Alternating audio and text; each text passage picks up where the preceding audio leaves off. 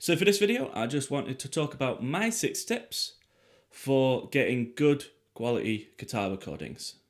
Let's have a look.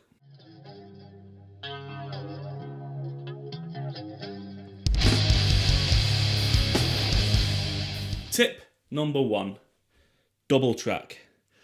When recording rhythm guitars, it's always best to double track them. Now, what I mean by that is pretty much recording them twice, the exact same part twice. Now, especially in a metal song, it'll sound, if it's double tracked, it'll sound bigger, fuller, and a much better sound. It'll all tie in together. Now, if you record it with just one single track, it's not going to sound that good.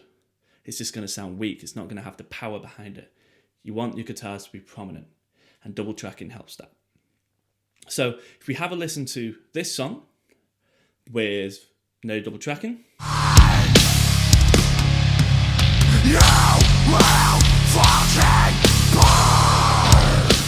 And now let's have a listen to it with it double tracked.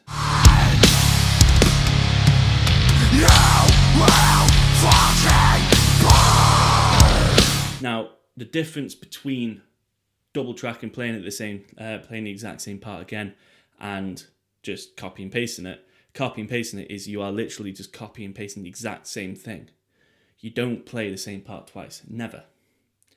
Different way you're going to hit the strings, different velocity that you're going to hit the strings with. So it's always going to be different, and that is why we double track. If we just copy and paste it, it's just going to sound louder, not any better, because it's literally the exact same thing. So double track it, always the best thing. Now what I do when I've double tracked is I usually do 3 different tracks. Now in the mix, so I make and record it 3 times, exact same part 3 times. Now in the mix I put 2 on one side and then 1 on the other, and then vice versa for the second guitar. 2 on one side and 1 on the other. Builds it up, different tones, sounds great. So give that a go next time you try that. Tip number 2, inputs. A lot of engineers like to use a lot of different microphones to get the sound that they want. Now, there's nothing wrong with that. By all means, that's perfectly fine. But with metal, you don't really need that. You don't really need tons of microphones to get a good sound. You're just going to mess it all up. You want good, strong signal. So what I do is I only really use 2 inputs at a time, at a push 3. So the only 2 inputs that I use are mic from the cab, and then an emulated output from either the amp itself or the pedal. So that's just directly from the distortion from the amp or the pedal, whichever is creating it, and then going into my computer. Nothing else fiddling about with it. You're not getting the tone of the cab. And that is what the microphone's there for, getting the tone of the cab, because that does a lot to it. More on that later. Tip number 3, always use a cab. As I was saying just then, you want the tone of the cab. The cab gives a lot of bellow, a lot of bottom end to the overall guitar tone. It has much of a element of the sound that you're looking for as part of the cab.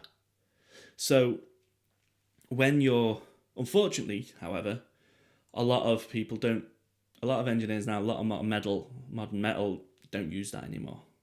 They just use kind of amp sims or anything like that, It's a very processed sound. And I like the natural sound of things coming through. And that's what I try and get with my mixes. So if you do it with a cab, you're getting the bellow of the amp. It sounds more natural. It sounds bigger and less processed, essentially. So by all means, if you're in a home studio, you may not have the facilities, you might have neighbours, blah, blah, blah, everything like that. However, there might be some restrictions. However, you don't need, when you're recording, at least, you don't need the cab to be so, you don't need the amp to get so loud. So I only have it about 3 or 4 on the amp itself. So it doesn't necessarily have to be loud. It's just the level of a CD player or whatever. If you're playing anything through your stereo, have it at an acceptable level and it works perfectly fine. And I get good results from that. So try it with the cab, and it'll make a big difference to your sound. So give that a go and then mix it in with every other sound you got, the emulated input. Tip number 4. Record the parts separately. So if you've got a guitarist who does rhythm parts, he does lead parts, and he does solo parts, record each one of them separately. Get him to do the rhythm track all the way through. Whether that's he's following what the rhythm guitar's doing, by all means, make him do it. That's what I make my guys do in my band. I make him, even if one of my bands is just the lead guitarist, he doesn't really play any rhythm. Just a bit of chuggy now and then, but he doesn't really play any rhythm. But I make him follow the other guy's part. Get him to do the rhythm bits. Do the rhythm bits like him. We're using your tone, and it's been building up a bigger sound. And then, once we've done all the rhythm bits, then we go on and do the lead bits. But don't double track them. You don't need to double track the lead bits. Just the rhythm bits you need to double track. But lead bits, go and do them. Overdub as many times as you need to get it exactly right, because then you can focus on the leads and, again, obviously of the solos. Plus, from an engineer's point of view, it's much easier to control in the mix and get the sound that you're needing, you're wanting out of it. So do it all separately. It's the best thing to do. Tip number 5. Control the space. So as best as you can, I don't know, some of you who ever watches this may work in a professional studio. You may be doing stuff in a professional studio.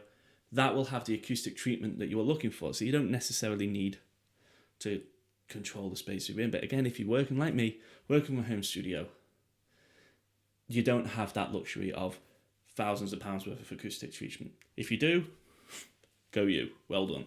But, this room here is not ideal. It's very lively. It's kind of crap, to be honest. You might be able to hear it through the microphone. So, I don't do much mixing in here, really, but it's just temporary. However, what I do have, and I'll show you, is this. My acoustic shield. And what I do is with that, I stick it against the amp, and then I put the microphone in it, and it controls the space. What that does is a reflection shield, and it just reduces the room noise from around the place. And it works. It really works. 70 quid, that was. Get more expensive ones, but you don't really need to. Those things are designed for home studios. So if you're singing, sing into that. Guitars, you can do the exact same. Sing into it, or record into it, record with it, because it will make much of a difference. If you don't have that, a duvet would do. A duvet cover, a duvet sheets, fixed sheets, anything like that, just to kind of block the sound out, get the room noise down, and then you'll have a good guitar recording. If you want room noise in it, perfectly fine. I used to use my old hallway, my old flat, and got some great guitar sounds from that. But some people don't have that luxury, and now neither do I. So give it a go. It's brilliant, and it works really well. Gets it more professional, less washy. Tip number 6. Position of the mic. The position of the mic against the cab with the amp is hugely important. So what you want to do is before you record or anything like that, before you start recording, is find, if it's a 4x12 that you're recording with, brilliant. Find the best speaker for the job, because each speaker is going to sound different. So move the microphone and find the best speaker. Then once you've found the best speaker, find the best sound from that speaker that you're looking for. So that may be right in the middle of the cone, or between in the middle of the cone and the edge of the speaker. And that will get the desired sound that you're looking for. Obviously, it might be different from person to person, but that will help you get the sound that you're looking for. And to spend time in getting that. A lot of this is trying to find the right sound. Don't just go straight, right, that'll do. Might not, if you're working with a client, might not be what you're looking for. That might not be what they're looking for. If you're just doing it on your own stuff and you don't really care, you're just doing it to get something out there, it's what you do. Whatever you do is up to you. But if you want to actually get a good sound, make sure you are finding the right space for the microphone, and it'll make a world of difference. Those were my 6 tips on recording guitar. So I will be doing a couple more of these for bass, drums, and vocals as well. So give it a try, and I'll see you next time. Bye-bye.